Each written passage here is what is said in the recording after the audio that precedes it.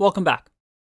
Now, up to this point, we learned about HTML, CSS, templates, and learned how to do layout with things like Flexbox and CSS Grid. And probably the most important thing that you need to know from these sections is how to create a website, right? How to lay out a website, but also not spend a lot of time on simple tasks. Because when we get to the JavaScript section, which is the more exciting actual logic programming part of the course, that's when you truly become a developer. Up until now, what we've learned is the foundation that allows us to build web apps and applications, but you're never going to actually get interviewed about these specific topics. I mean, yes, in small cases you might be.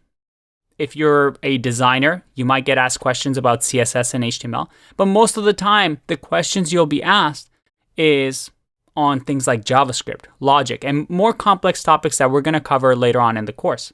But the one thing that I really want you to take away from this section is being able to build websites fast. Or at least get to the part where you need to start writing JavaScript, because that's where your real job begins. So I have a task for you.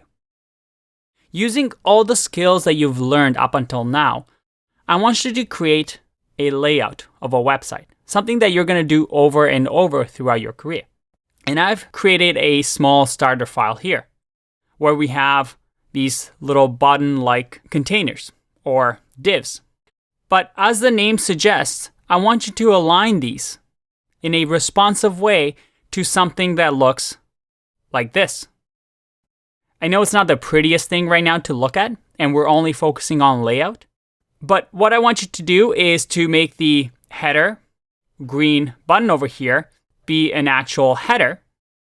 We want the cover to be, well, the actual cover of our website. And then maybe have a project grid where we list all of our projects like we have over here. And then obviously a footer at the bottom. And I've selected this layout because it's a very common pattern that you'll see in a lot of websites. So you're going to be doing this a lot. So let's figure out the best way to go about doing this so that when I make this smaller, it's all responsive. So your task is to use whatever you've learned up until now to create this using the starter files. And don't worry, I'll have a solution video for you after this. And we'll also go into how easy it is once you have a layout, which is the recommended way to build a website, starting with the layout first. And then once you have the layout fixed, converting this into something usable like this. Because styling becomes really, really easy once you have the layout in place.